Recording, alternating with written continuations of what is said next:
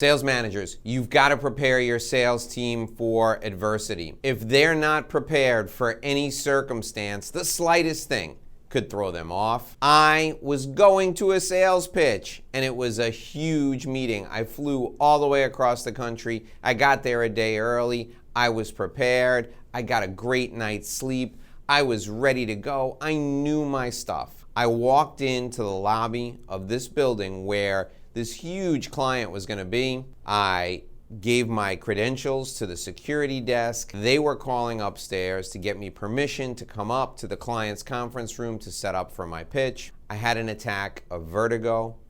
I took 2 steps, stumbled, fell, threw my suitcase and my briefcase up in the air, and landed in a fountain. Now, my $1,800 suit is drenched, it's soaking wet. My tie, my silk tie, is unrecognizable. My hair is disheveled.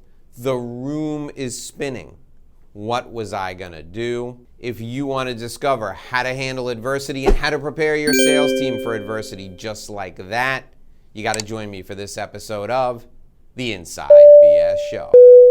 Hi, I'm Dave Lorenzo. This is the Inside BS Show. This is the show that takes you inside business strategy. We help you grow your business sales. So that event was probably the biggest adversity I've faced when it came to a sales meeting. I'd flown across the country. I was going solo. I was by myself. I was pitching a huge potential client, and I got this attack of vertigo. Everything was spinning and spinning. And then I tripped, I stumbled, and I literally fell in the fountain. One half of my body was soaked. The other half was just wet. My tie was ruined. So what did I do? Well, people rushed over to help me. They thought I was having a stroke. I immediately bounced up and pretended like nothing happened. And, I told the people I was fine. I asked them if there was a restroom on the lobby level. Meanwhile, everything is still spinning. I had had vertigo for a long time, so I carried medicine with me just in case an attack of vertigo suddenly came on, and there are typically signs before this happens, and I had gotten the signs earlier that day. So I took my medicine, which doesn't really do much other than helps you weather the situation. And I went into the bathroom and I was using the hand dryer to dry my suit, dry my tie. I went back to the security desk and I asked the security person, hey, listen, can you buzz me to go up there? They called upstairs. They let me upstairs. I walked into the room. The client came in, looked at me, saw I was soaking wet. I shook his hand. I explained what happened to him. His 2 or 3, right-hand people were with him. I said, listen, I feel great. I want to do the pitch. Would you mind if I took off my coat because it's soaked? And he said, no. So I took off my jacket. He said, take off your tie too, be comfortable. And then he and his team took off their ties to make me feel right at home. And I did the pitch and I got the deal. In fact, I think the entire situation, the adversity, helped me get the deal because I started off by being vulnerable. So when it comes to your sales team, they need to be able to handle stuff like that. Now, how did I prepare for falling in a fountain? I had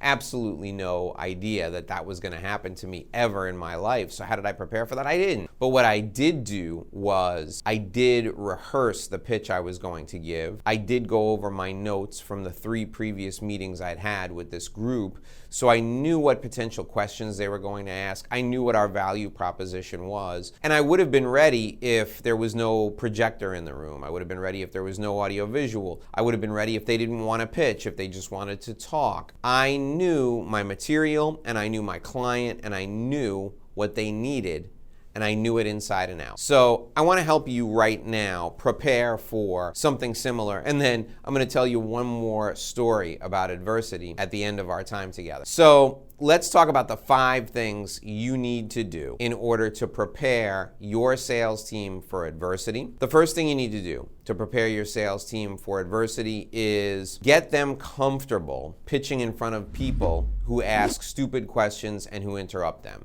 And I'm not talking about the people who work in your office. I'm not talking about your office staff. Invite some of your friends over for breakfast one day and schedule your sales team to pitch different products, different services, short pitches, 5-minute, 10-minute pitches. And then have the random people, business executives, ask them really dumb questions. Don't tell the sales team this is a setup. Let them think that it's an actual sales pitch. Get them comfortable being uncomfortable. In stand-up comedy, we do this all the time. Why do you think stand-up comics who are seasoned go to open mic nights? They do it to try out new material in front of strangers. When you're an up-and-coming comic, when you're not famous and not successful, you go to open mic nights and you're generally doing your material in front of other comics and 2 or 3 drunks who live basically in those bars. If you can make the other comics laugh, if you can make the other drunks laugh, if you can withstand people yelling and screaming at the football game on TV while you're doing your set, you can get through anything. So bring in some random people from time to time. I do this with my teams once a month. I have random people come in, sit in the conference room, and I have people come in and pitch products and services to them. And it gets my team comfortable being in front of strangers. It gets them comfortable answering stupid questions. The second thing I do is I have them pitch spontaneously in our stand-up meeting. So we do a 10-minute stand-up meeting every morning as a sales team.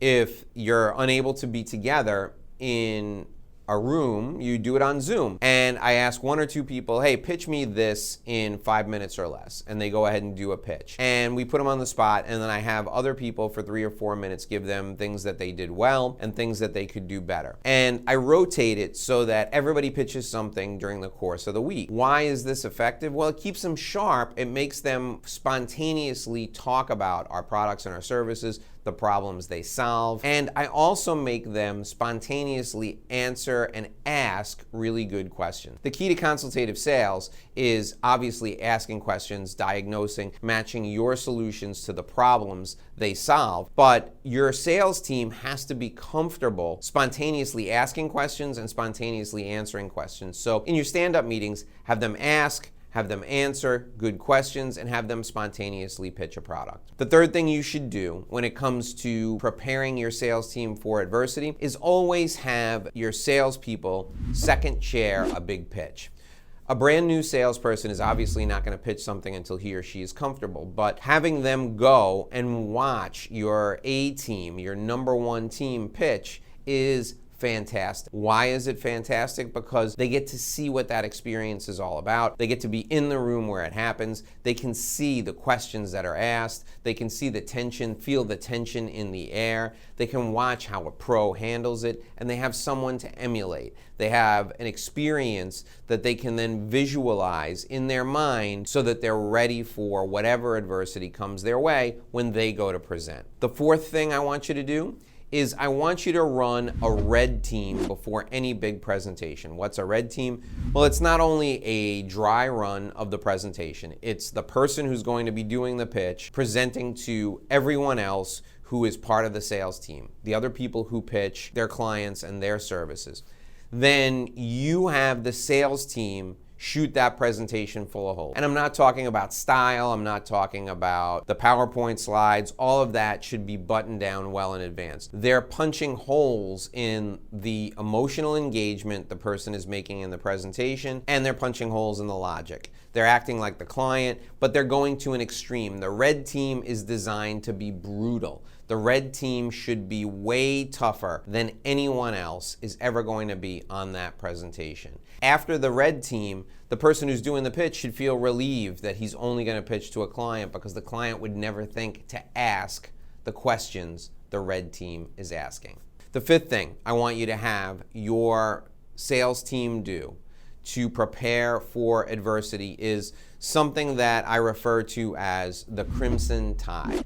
What is the Crimson Tide? Well, if you remember that movie, Denzel Washington is the first officer in the movie Crimson Tide, and Gene Hackman is the skipper. And Gene Hackman is a little bit eccentric. Well, there's a fire on the submarine, and a fire on a submarine is a very serious thing. So Denzel Washington helps put out the fire. He sees that the crew is okay. One of the crew members has a heart attack, and he has to be taken to the sick bay and treated. And in that minute, when there's a fire and everything's going crazy, the captain decides to run a missile drill. Why does the captain run a missile drill while there's a fire on the ship? The captain runs the missile drill to make sure his crew is prepared to do the toughest job they have, launch nuclear missiles, under adverse conditions. So I want you to do the same thing. There's some adversity in the office. Somebody feels sick and they have to leave, or there's a fire drill in the building. Right after the fire drill, bring your whole team together and get them to pitch to you.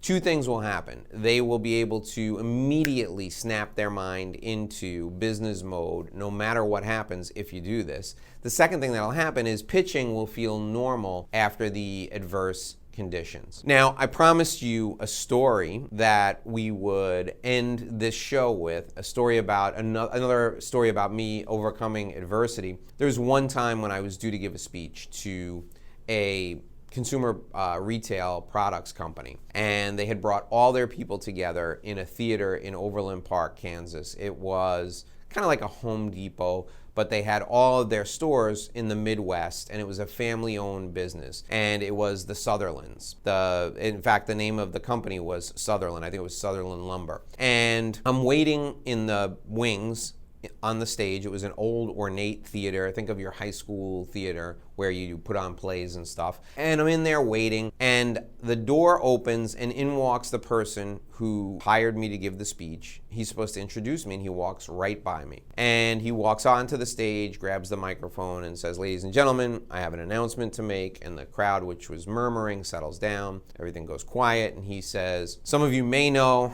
many of you may not know, last night, the patriarch of our business, the founder, Mr. Sutherland, was found shot, and he was killed in his home." All of a sudden, the crowd erupts. People scream, people start crying, they're sobbing.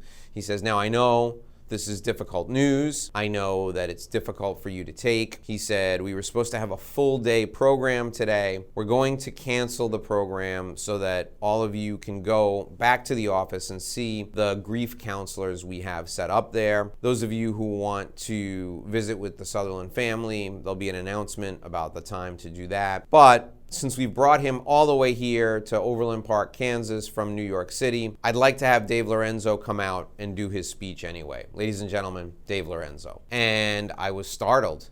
Here I am now following the announcement that the man who founded this business has been shot and killed in his home. And the people in the crowd are emotional. They're screaming, they're wailing. So I had to handle that adversity. So I took to the stage, and instead of giving my talk on sales force effectiveness, I gave a very short 6 or 7 minute, I can't remember exactly, speech about how coming together in difficult times is what being a team was all about, and how they needed each other to get through this difficult situation. And I gave them some thoughts on what they could do.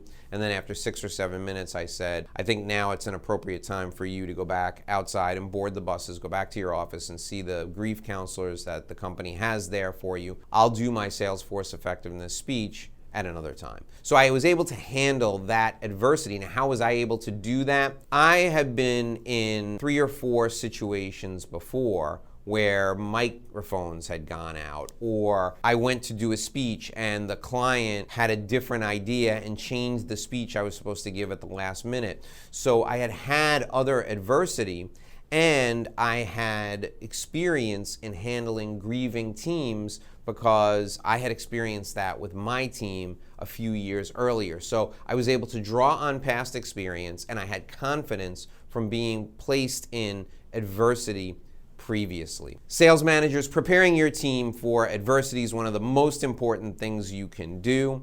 If you want to discover other aspects of sales management that are critically important, I want you to scroll down. There's a video coming in right now, and that video will help you motivate your sales team. It's a fantastic upbeat video on sales motivation. Click on that video right now. I will see you